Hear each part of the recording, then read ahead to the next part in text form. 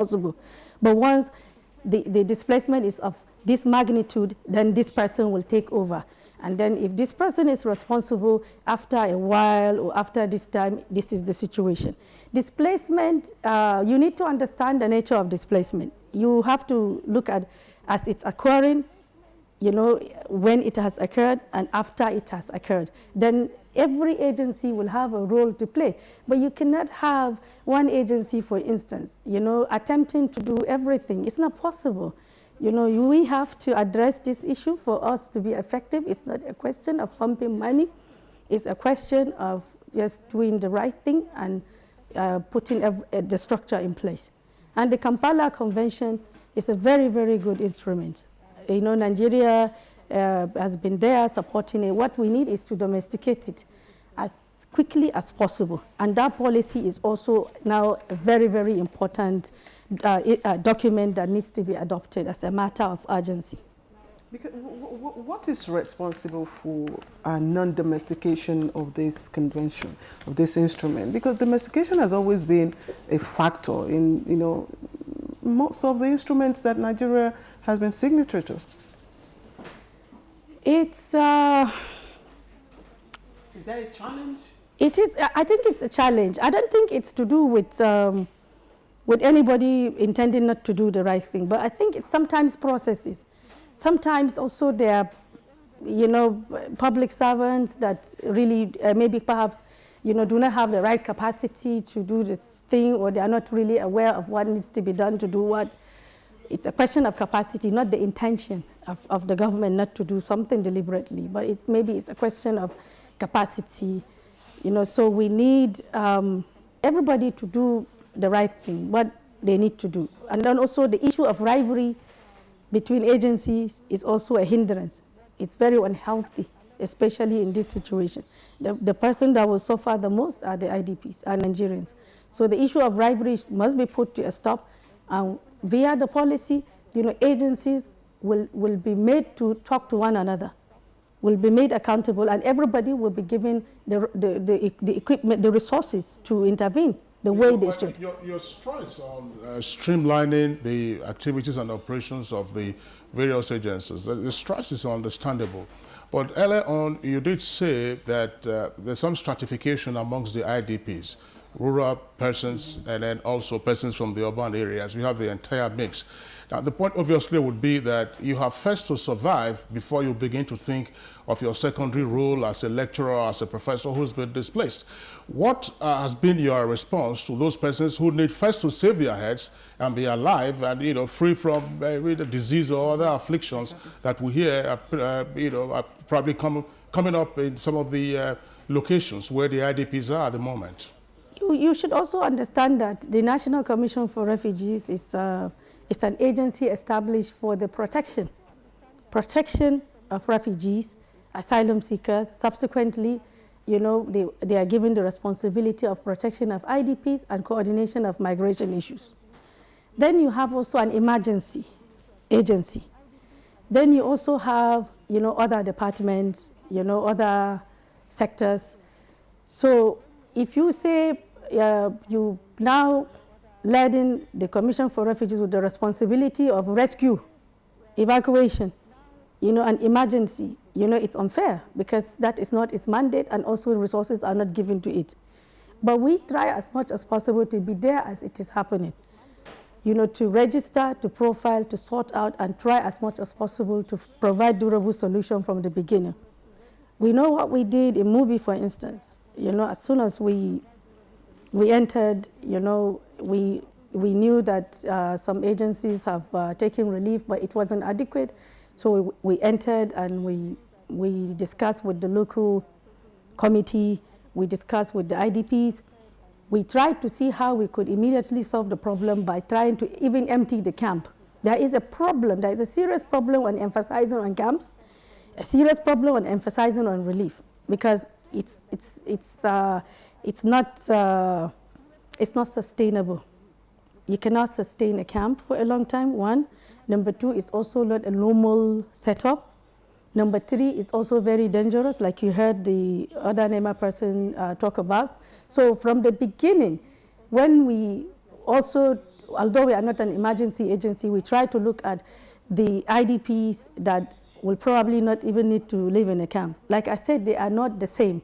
There are some IDPs, for instance, that were migrants. They are economic migrants, maybe working working in farms, or even they are traders. They are working, living in that town. And once they are stranded, what we probably need, instead of keeping them in a camp, is to facilitate their movement back to their states of origin.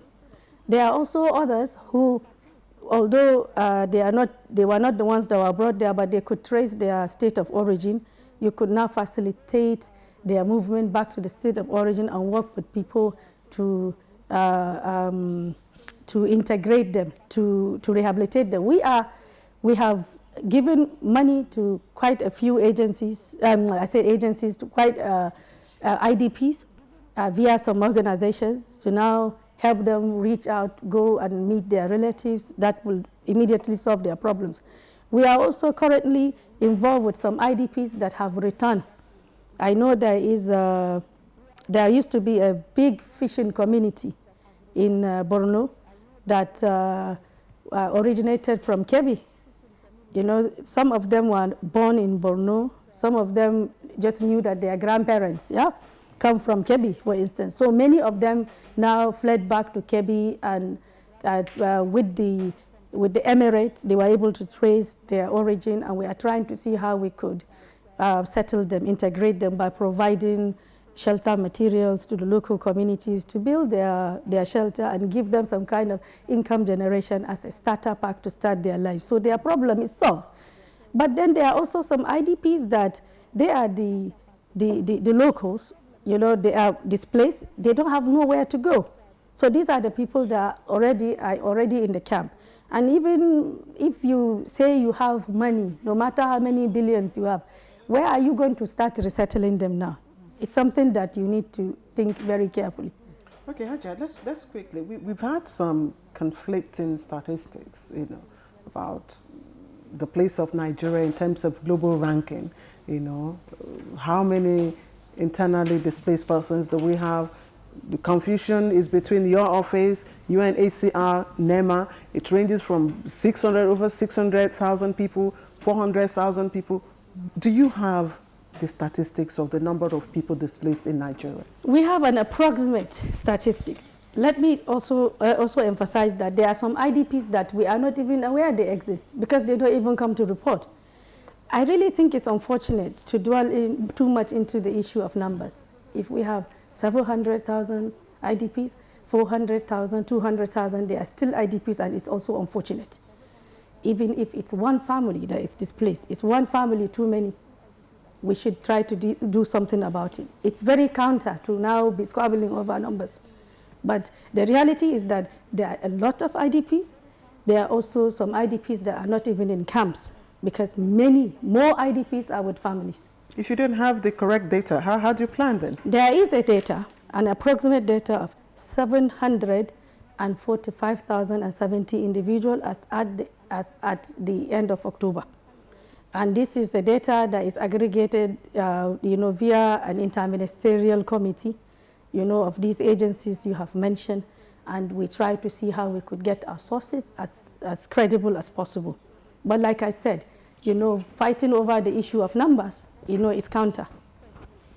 Well, Ajia Hadiza would like to thank you for being with us on Good Morning Nigeria. She's the Chief Executive of the National Commission for Refugees, Migrants and Internally Displaced Persons.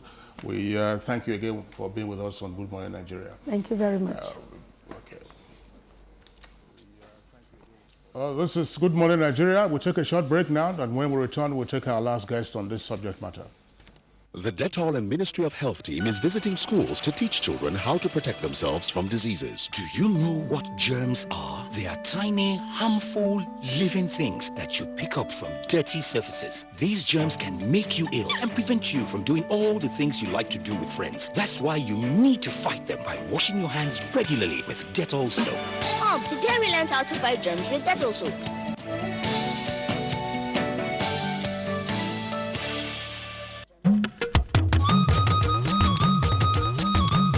Nigerians first! Nigerians always. Let's do it together. President Goodluck Jonathan, salute you all. This message is brought to you by the PDC Media and Publicity Committee. Oh yes, we love our greatest leader. Nigerians love him. Oh yes, we do. Good luck, Jonathan. Oh yes, we love you, our leader. Nigerians love you. Oh yes, we do. Good luck, Jonathan. For you feel our heartbeats, provide for us all our basic needs. You give to us all the good luck that we share, transforming Nigeria from backward to forward ever, forward ever. Yeah, transforming Nigeria from backward to forward ever, forward ever. Honor to whom it is due. Good luck, Abella Jonathan. You are the best president of Nigeria. This message is brought to you courtesy Transformation Ambassadors of Nigeria. Dan.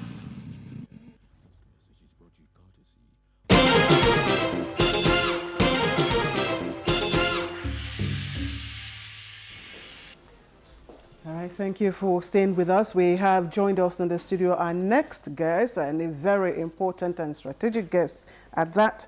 He is Head of Communication, Nigeria Red Cross. We're glad to have with us Nwakpa. Nwakpa, thank you for joining us. Mr. Nwakpa, you've had the privilege of seeing these camps. You've been at these camps. Can you share with us what the situation, just give us a picture of what the situation is really like? Good morning, Nigeria. The situation in the camps in Nigeria is really something to think about. There is enormous need in the camps. You know, people who are displaced, most of them lost everything, the properties, and some lost even their means of livelihood. And they had no means of taking care of themselves in the camp. Some of them that has a little thing to do cannot sustain themselves for a very long time. And so as it is, the needs in the camps are very, very enormous. You know, when you have so many people coming together from different backgrounds and then staying in an environment they are not used to, so they need so many things. They need food. Some of them cannot afford anything on their own, like I said before. So they need food. There is the issue of sanitation. People are crowded in camps. People are living in situations strange to what they are used to. And, you know, and there's health issues that need to be taken care of. So there are so many things that the camp needs. What is the extent of involvement of the Nigerian Red Cross at the moment? Yeah, the Red Cross is involved from the onset, from the beginning, I can say, from the community to the camps. We move with the IDPs from where they are displaced because the Red Cross is a grassroots organization. We have members in almost every community. And so when anything happens, we get involved from rescue operation to first aid. And then when they move into camps, we also move with them, even though we are not responsible for setting up of camps, but we are involved in camp management. And so wherever it happens, we are always first to be there, and then we go through with them or to the end. So we are involved in the camp management. We are involved in taking care of their needs to the extent of our capability. Well, the next point to follow on this is actually to seek a clarification. We just had the Federal Commissioner in charge of the National Refugees Commission on Internally Displaced Persons. And part of our argument, which was just a moment or so ago, was that camps and relief materials alone are not sufficient. And in fact, those where those do not address the core issues. What's your take on this? Yes, I agree on that. Camps and relief materials will not be enough to address the issue. There are psychosocial needs, and the Nigerian Red Cross Society is also involved in providing psychosocial support to the IDPs. Like I was saying before, you lost everything, somebody lost everything, house, property, means of livelihood.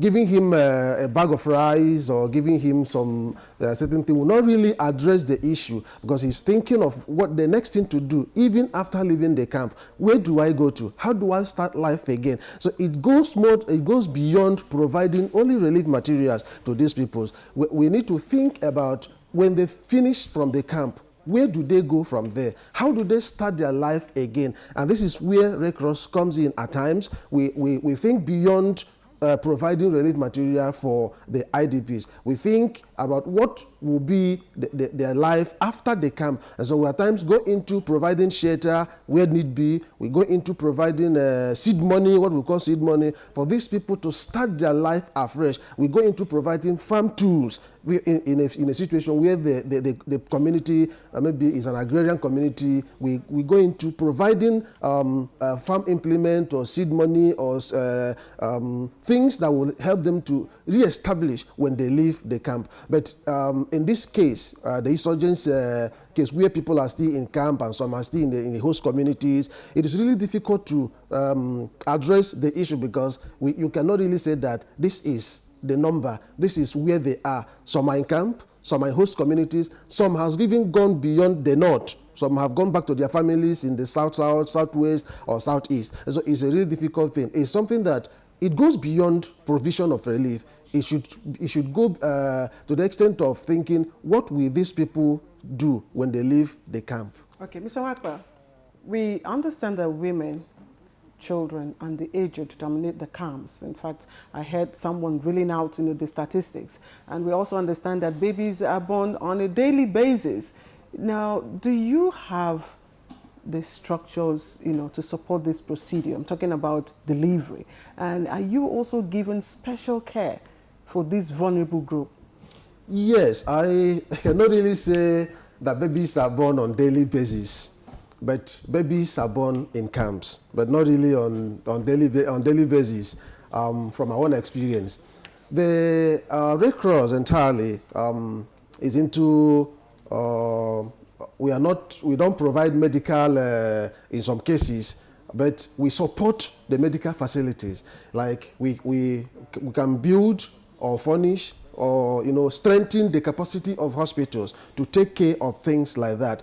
Basically, we give first aid in a camp, but where there is a case that needs the medical expert to take care, we refer to hospitals. Where the hospitals are not available or the structure on ground cannot support the need in the camp, we go into supporting the hospitals. Like now in Maiduguri, the Red Cross, the International Committee of Red Cross is furnishing or has even furnished a hospital, a primary health care center where people can be referred to, people close to the place for attention. Well, in a situation where you have many stakeholders in this case, do-gooders, NEMA is there, National Commission for Human Refugees is also there.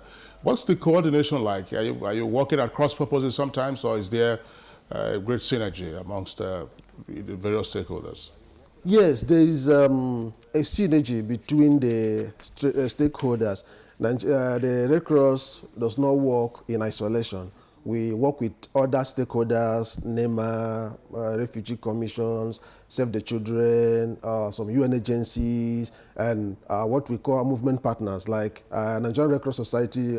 We have other movement partners like the International Committee of Red Cross and International Federation of Red Cross and Red Crescent Societies. We work with them. But the fact remains that in Nigeria, the synergy is a bit loose. It needs to be strengthened.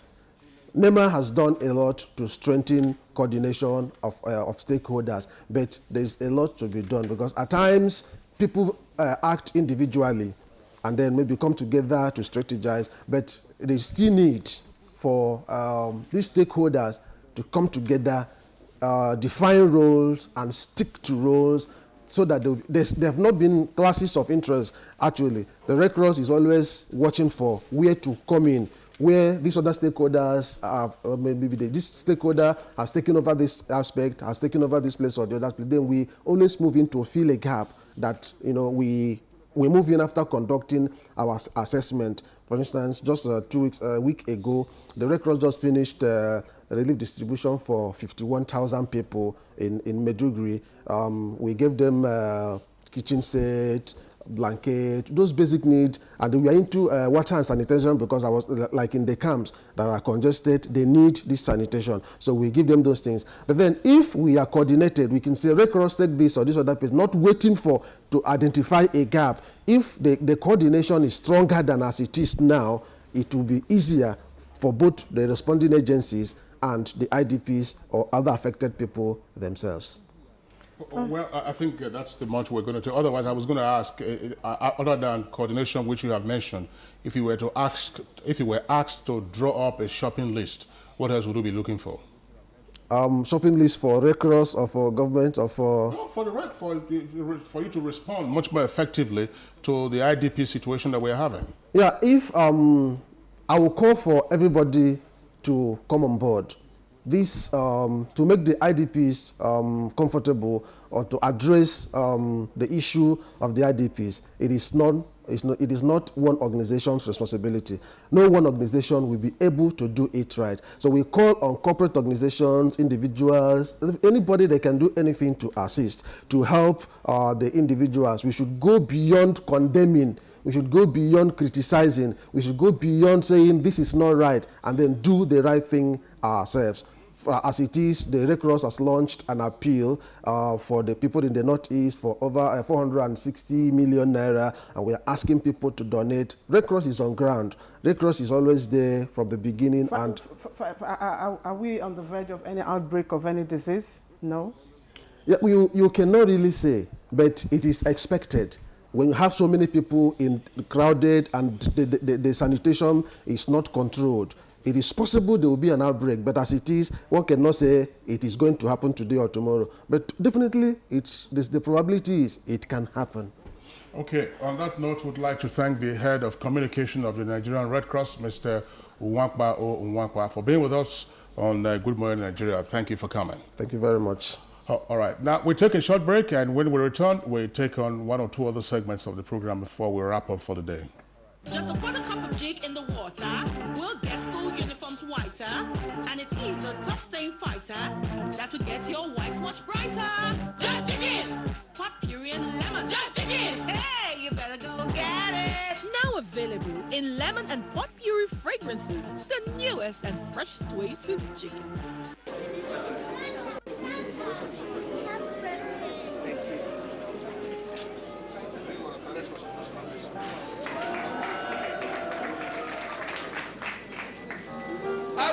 Happy birthday to you. Happy birthday to you. Happy birthday, dear Professor. My former students. Happy birthday Every day, life is made better by the moments of surprise we create for others and for ourselves. Be better. Surprise someone this season and make sure to text 11 to 400 to get a surprise from MTN. MTN, everywhere you go.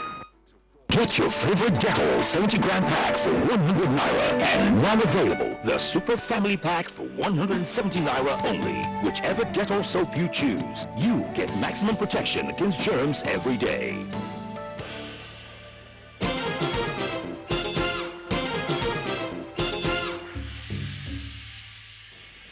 On to sports now. Morocco has failed to meet the deadline to confirm whether or not it will host the 2015 African Cup of Nations in January. And now the world is waiting to see how CAF decides on the future of the 2015 Nations Cup. Here is Musbah Udan will have with the details and other stories.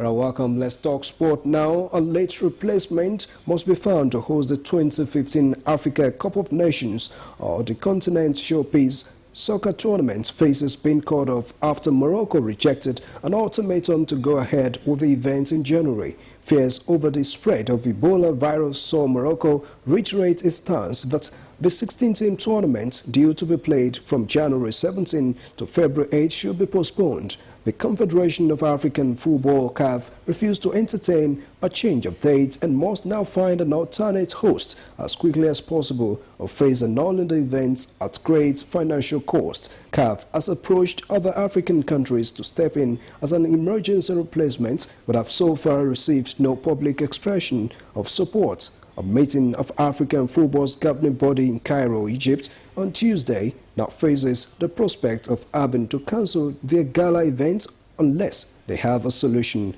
in their back pockets. To tennis now, Andy Murray made a disappointing start to his ATP World Tour Finals campaign with a straight set defeat by Japan's Kei Nishikori. The Briton fought back from 4-1 down in the second set to level, but Nishikori broke serve for a third time to win 6-4, 6-4. World number 1 Novak Djokovic, unbeaten in 27 indoor matches, will begin his Group A challenge today against Marin Cilic after Stanislav Wawrinka takes on O2 regular Czech Tomas Berdych. And still on tennis, world number 4 Petra Kvitova sealed the Fed Cup title for the Czech Republic by beating Angelique Kerber 7-6, 4-6, 6-4 to give a country an unbeatable 3-0 lead over Germany in the final on Sunday. Kvitova came from behind in the fourth and final set of a 3-hour match, outlasting the 10th-ranked German player and leading the Czechs to their third success in a Premier Team tournament in women's tennis in the last 4 years. Germany have not won the Fed Cup since Steffi Graf led them to the 1992 title. And now to some golf stories. American Bubba Watson sank a 30-meter bunker shot for eagle at a par 5 18 to earn a spot in the playoff and then drained a lengthy birdie putt on the same hole minutes later to win the WGC Champions Tournament in Shanghai, China on Sunday.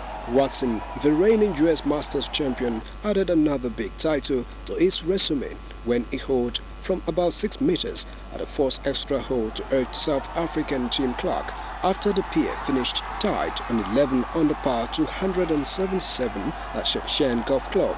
Clark had missed his birdie chance from a similar range, his putt holding a good line but running out of steam just centimeters from the hole. Earlier, Clark had birdied the final hole in regulation to card 69, while Watson shot 70 in the same penultimate group. Bubba Watson says it means a lot to him to win outside the U.S. To win outside the U.S., that's one of my goals for my career. My goal has always been to get 10 wins. Now I've got 7. Win a World Golf Championship, one of our premier events, and again outside the U.S. This means a lot. This is very special to me. Similarly, John Rawlings moved a step closer to his first PGA Tour victory in 5 years by seizing a 2-shot lead after the third round of the $4 million Sanderson Farm Championship in Jackson, Mississippi on Saturday. The 39-year-old American, who is playing out of the past champion category after failing to record a top 10 finish on the 2013-2014 PGA Tour, fired a 4 under par 68 at the Country Club of Jackson. Rawlings, who has not won on the U.S. circuit since the 2009 Renner Open, made timely birdies at the 14th and 16th to keep his closest challengers at bay before ending his round with a 14 under par total of 202. And that's sports this morning. The program continues very shortly.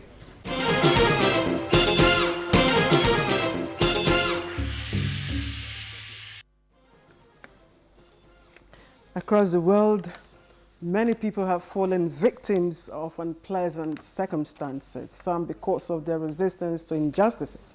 And many others have received great accolades. Today on Arts and Entertainment, journalists who have stood for truth are remembered in a session of soul-lifting renditions. Ngozi Chude has that package.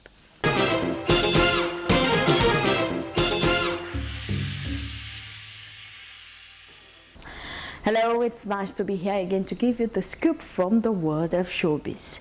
Today we take a look at something very interesting. Most times now people say the reward of journalists like teachers are in heaven. True or false, it could be an individual perception. But much as they have the power of the pen, they are always in the eye of the storm. Recently, the Daniel Pearl World Music Day celebration in Abuja was in memory of journalists who have fallen victim to the powers that be. It was a thought-provoking session of music and poetry with the theme, Harmony for Humanity.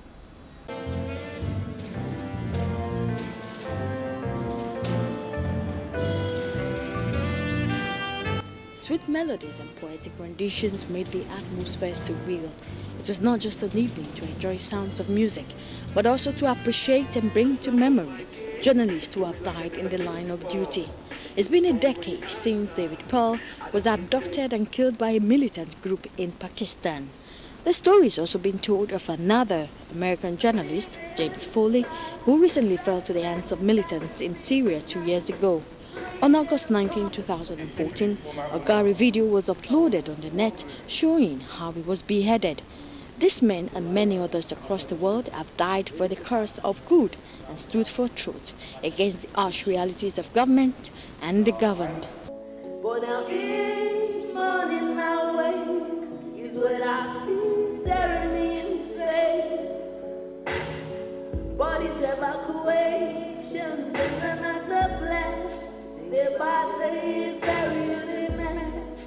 No peace anymore. Journalism is a wonderful profession. The people who engage in it, and investigative journalism are among the most brave people in the world, really. Daniel Pearl gave his life basically for the truth, or to investigate the truth. And so my message would be just simply keep doing your jobs with courage and with the dedication and with the determination to...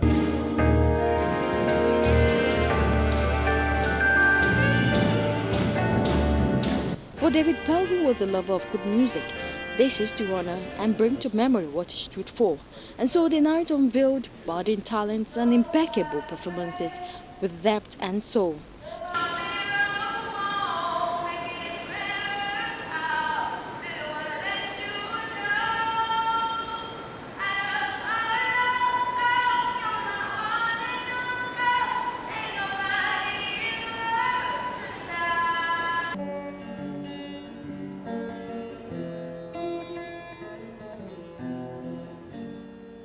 There's joblessness and loneliness in the streets, but we gotta move on and searching for greener pastures in the street to face the future.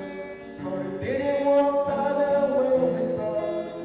Love getting soldiers died on the spot, and we're trying to find a way shortcut in the street. That's how the story goes. From the north to the south, our wealth knows no bounds. Our culture, second to none. Our pride, rooted in strength. My country shines brighter, bound by three pillars. Even though we quarrel and fight, like volcano, we get stronger every time. Our magnanimity, one of a kind. Our arms and gates, open all the time. This kindness, mistaken for weakness, brought men into their knees. From the young to the old, all gave a voice to these heroes of circumstance. The memory lingers on in the minds of those who knew them personally, but above all, the treasure of their life and character still looms large across the world. We also stand with these ones whose lives were cut short because of the pen. Thank you for your time, and let truth be your guiding light.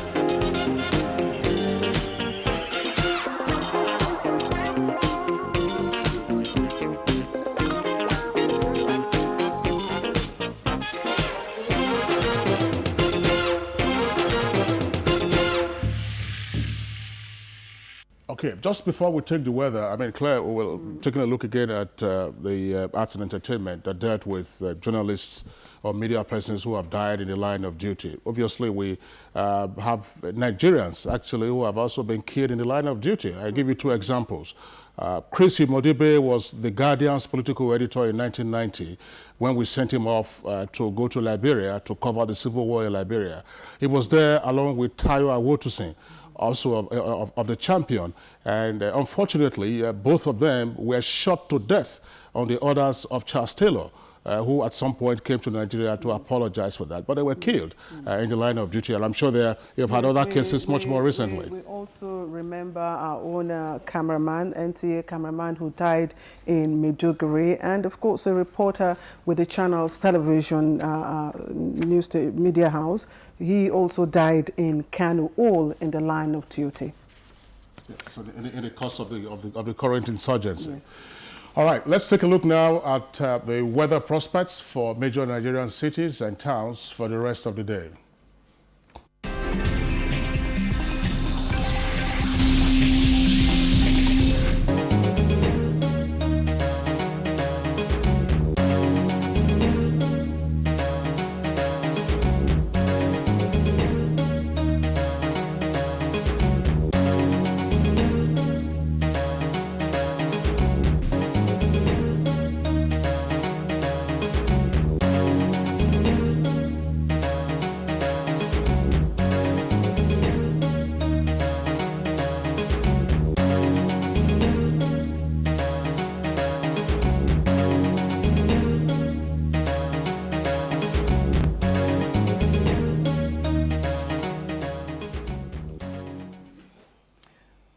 That's Good Morning Nigeria for today. We do invite you again to join us same time tomorrow on the same channel. I am Claire Adelabu Abdurrazak, thanking you for joining us. And I'm Kingsley Osadola. Do have a nice day. And as Claire said, the program returns at 7 o'clock in the morning tomorrow. Have a nice day.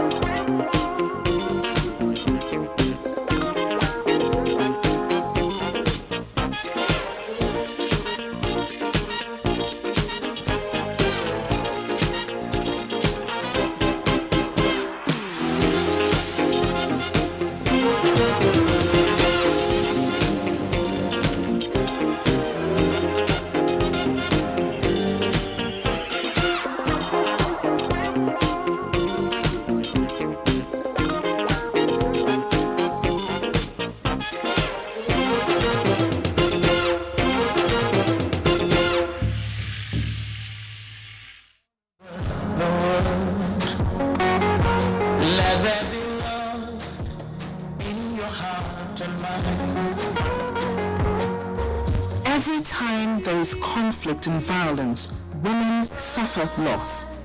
That is why the women of Nigeria are saying, let there be peace. Let us love one another. Let us live together. We have no other country to go than Nigeria. Carry the message of peace to your walls. Carry it to your local government. Carry it to your states. Let there be peace. This message is brought to you by Rural Initiative for Poverty Alleviation, Development and Empowerment. You are watching NTA, Nigerian Television Authority. For more information and news updates, visit our website at www.nta.ng, or you can follow us on Twitter at NTA News Now, or you can like us on Facebook at NTA Network News. Stay connected on our YouTube channel at www.youtube.com/NTA News Online. Watch our live stream at www.nta.ng/live. NTA, you can't beat the rich.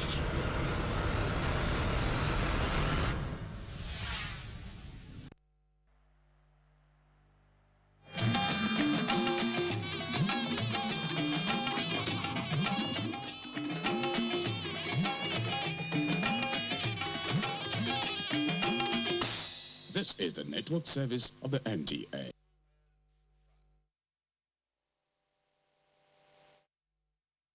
Will ensure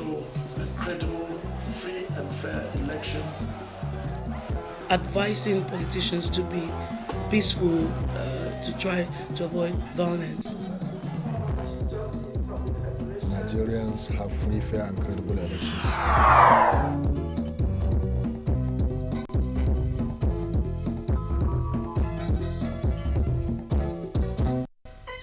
I'll work with all Nigerians, and always maintain it. No matter how strong a president is all over the world, the president is one individual. We saw that that has resonated a lot with the people. So the people of Oyo State right now, they are activists, for Seyi Makinde, for PDP. I want to bring motivation back. I want to bring people's skill back. I want to bring all the skills that I have acquired through my years in Chevron to the people to ensure that government goes to the grassroots. APGA, being a gender-sensitive party, has also granted a 50% rebate to female aspirants. For us to turn a new leaf to New River State, a River State where we can talk about social equality.